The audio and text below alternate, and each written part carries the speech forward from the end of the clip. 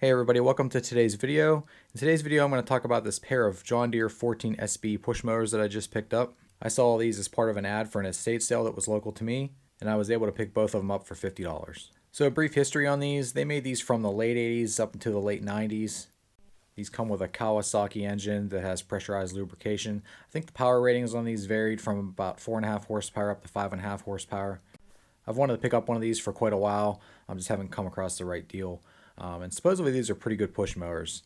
They are self-propelled. They have a 5-speed transmission along with a blade clutch too. So a little bit about these two specifically. These are, by the serial numbers, one is a 1991 model on the left and the one on the right is a 1993 model. Overall, they're pretty much identical mowers. The 91 does have a chrome handle versus a black handle in the 93. Somewhere between the two they made a switch. But other than that, the engine and everything else is exactly the same on these two. So at the sale, there was a price for $50 on one of these, and the other one was sitting next to it. So I decided to grab them both and push them up to where I had to pay. And the guy said, the price is $50 for both of them. The one runs pretty well. The other one is a parts machine. And that was fine with me. My plan was really to make one really good one out of the pair. And the one on the right, the so-called parts machine, really didn't look too bad either. So I actually figured maybe I'd possibly be able to get that one running well also. But for both mowers, I really didn't know what sort of trouble I was going to come across with either one. So I got them home, and the supposed good one, it fired right up. Then I realized right away that the throttle cable was broke on it, so I knew that I'd have to steal the one from the parts machine and put it on that one to get that one to work correctly. But other than that, it seemed fine. It ran well. The transmission worked properly. The blade clutch worked properly. Everything was good. It needs a couple odds and ends. As you can see, the wheels are pretty worn on it, so I had planned to take the wheels off of the one on the right, which are essentially brand new. They still have the tags on them, and put those on the one on the left, and then just try to find a pair of new front ones for it. So then I turned my attention to the one on the right. Its gas tank was completely dry, so I put a little bit of gas in it and tried to start it. And initially I couldn't get it to start, so I assumed possibly it had some other issue, maybe no spark or something like that. But I didn't really dig too far into it yesterday. There were a couple parts missing off of that one already. As you can see, the one shield's missing. There is no blade or clutch underneath either. I assume that was probably used for the one on the left at some point. And the one on the right also has a hole in the deck. You can see right in front of the rear wheel there. I'm not sure really how that happened because I think these are aluminum decks, but somehow that wore through or was damaged somehow that caused that hole. So between the missing blade and clutch and the hole in the deck, I decided the one on the right would definitely be a parts machine.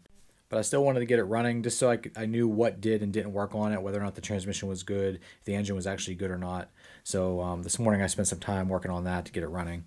And once I did, it seemed like the transmission is actually probably bad on that one. I couldn't get it to move at all. I could look further into it, see maybe if it's a cable issue or something like that, but at this time it seems like the transmission's bad.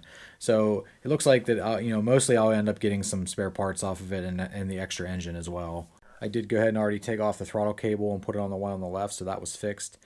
So the mower on the left is pretty much good to go, other than the wheels that need to be replaced at some point.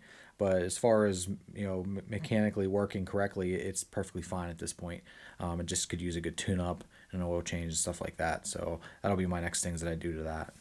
So for the one on the right, I'll probably spend some time here in the next week just starting to strip some of the parts off of it that I want. I'll probably take the engine off the deck and get that up on a shelf once I've run all the fuel out of it. And I'll set that to the side for the future in case I need it, or if I eventually decide to sell it or whatever, I'll do whatever with it. But for now, I'll just put it up on the shelf. The good one also does have a good bag on it also. I didn't really mention that earlier, but I did get one bag with the pair, and it's a nice shape, so it'll stay with the one that I'm going to use. So once I get it all ready to go, I'll probably do just a quick video mowing with it just to see how well it mows, and we'll go from there. Alright guys, that's all I have for today's video. If you happen to have one of these, let me know in the comments and how you like it. I don't know anybody personally that has one, but I've seen a lot about them online before and how they're such a good push mower. Apparently these were pretty expensive back in the day. I'm not sure how much they cost, but from what I understand, they were probably one of the more expensive push mowers you could buy back then. Anyways, I hope you enjoyed the video. If you haven't subscribed, please hit the subscribe button. I'd appreciate it. And if you liked the video, give me a thumbs up, and I'll see you on the next one. Thanks for watching.